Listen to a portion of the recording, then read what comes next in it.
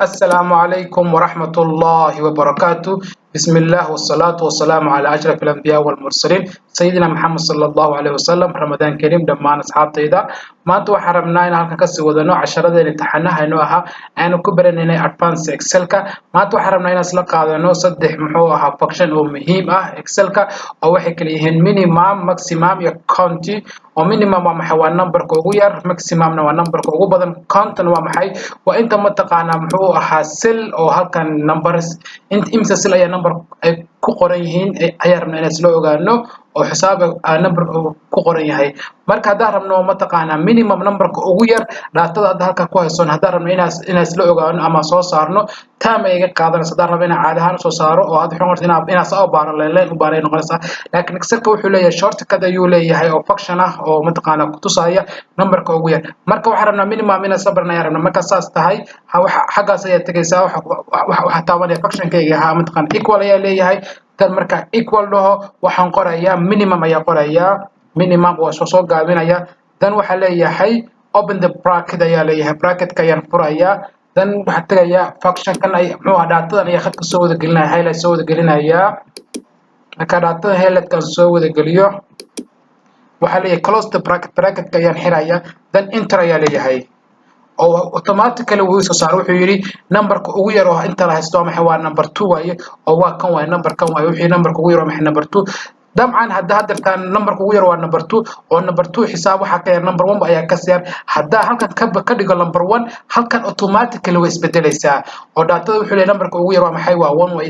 hadda numberkan kale maxay waa 55 waxaan ka dhigaya 1 baa ka dhigaya oo kale enter ayaa leeyahay automatically mujada way isbedeshay oo wuxuu yiri meesha number 2 hadda wuxuu ka dhigay number 1 buu ka dhigay. wuxuu yiri hadda muxuu dhaatan haysto numberka ugu yar maxay waa 1 waaye.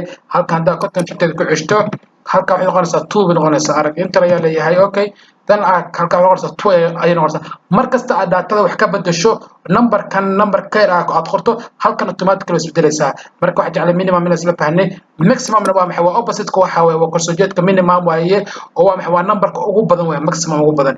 hadda numberka ugu badan haddaan raadino waqti ay qaadanaysaa laakiin functionka oo mataqaanaa excel ku jira ayaa mataqaanaa automatically inoo sheegaya. dan equal ayaa leeyahay equal marka dhaho waxaan qorayaa maximum ayaa qorayaa. dan open the bracket ayaa leeyahay. dan highlight ayaa soo gelinaya dhaatada dhan highlight ayaa soo wada gelinaya. dan close the bracket ayaa leeyahay bracketka ayaa xiraya. dan enter ayaa leeyahay waa 656 656 waaye. wuxuu yiri numberka ugu badan maximumka numberka ugu badan dhaatadan haysto maxay waa 656. haddaan rabo hadda tanfiiri mataqaanaa 656 oo kale waxaan ka dhigayaa 1000 oo 656 maxaa ka badan 1000 baa ka badan. hadda 1000 ka dhigo halkan halkii ahayd 656 waa isbedelaysaa. wuxuu yiri maximum numberka ugu badan waa maxay waa 1000 waaye oo waayo mataqaanaa 656 waxa ka badan 1000 ayaa ka badan. haddana meesha 23 aan ka dhigo 2000 ka dhigo arag meesha 1000 ah way isbedelaysaa waxay noqonaysaa 2000 bay noqonaysaa waayo number ka weyn baa yimi number ka weyn ayaa yimi automatically way isbedelaysaa. hadda kaan wax jeclay inaan isla fahanay xaggan waxaan ka dhiganayaa 23 kaygii halkan waxaan ka dhiganayaa 53 halka hadda wixii numberka ugu badan maxay maximum waa 656. count waa maxay? count wax saas waa maxay?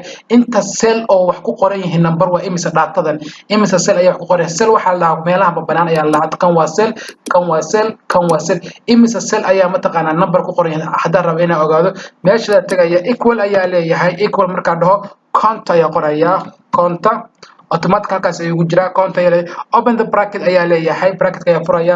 then highlight ayaa soo gashanaya highlight ayaa soo gelinaya close the bracket ayaa leeyahay bracketka xiraya. dan enter ayaa leeyahay. wuxuu yiri 40 cell ayaa wax ku qoran yihiin waa 40 cell waaye.